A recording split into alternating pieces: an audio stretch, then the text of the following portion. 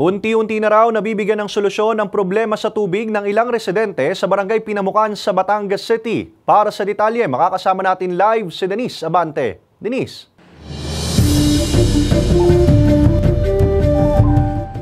Ace, malaki na raw ang ipinagbago sa supply ng tubig ayon sa ilang mga residente sa barangay Pinamukan proper, Batangas City. Nagpapasalamat daw sa naranasang kaunting ulan ang residenteng si Gerald ng barangay Pinamukan proper sa Batangas City. Bahagya raw kasing lumakas ang tubig mula sa tubo ng Prime Water kaya nalagyan ng kaunti ang ganyang drum na ito. Mula raw noong unang bumisita ang news team sa lugar noong July 31, kakahapon lang nakaranas ng paglakas sa supply ng tubig sa lugar. Malaking bagay daw ito dahil kahit papaano rin nakakaraos sila sa paglalaba at panligo. Talaga grabing probinsyo pag wala po talagang tubig. Pangunahin pong pangangailangan po yun sa araw-araw. Pangligo, panggamit sa pagluluto, paglalaba, lahat na po. Sobra talagang probinsyo talaga po. Puyat, yun talaga po. Hirap sa pag-iipon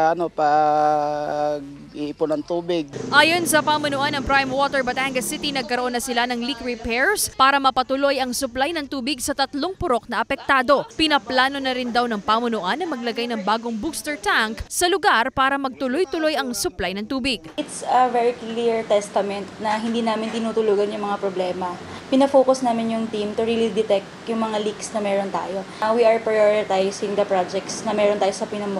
Part of that is yung paglalagay natin ng mga booster tanks sa mga location that would really cater the needs of our customers residing on top of the areas. Kahit papaano'y nakakapaglaban na rin daw ang residenteng si Oliva na nooy tumaas na raw ang blood pressure dahil sa kawalan ng supply ng tubig sa kanilang lugar. Puno na rin ang mga nooy walang laman na drum. Bagay na kanyang ikinatutuwa at ipinagpapasalamat pero may isa pa raw siyang hiling. Sana laging gayon ho para wala nang problema. Hindi na ako ma-high blood para makabawi-bawi naman kami sa puwit ho ngayon. Kalahating oras lang namang nagsahat kami kagabi anong dali ng makapuno. Sana tuloy-tuloy nga ang pagpapatulo nila at kanilang serbisyo. Hindi na sila may reklamo na marami. Pagtitiyak naman ng pamunuan ng Prime Water. Yung commitment naman ni Prime Water is we are really committed to provide 24/7 service to them.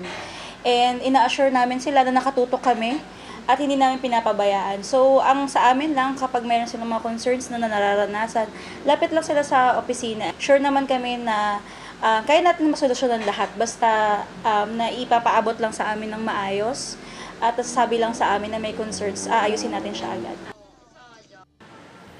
Ace, bagamat nangako na ng sapat na supply ng tubig sa barangay Pinamukan proper ang Prime Water Batangas City, umaasa pa rin daw ang ilang mga residente na hindi mapapako ang pangakong ito.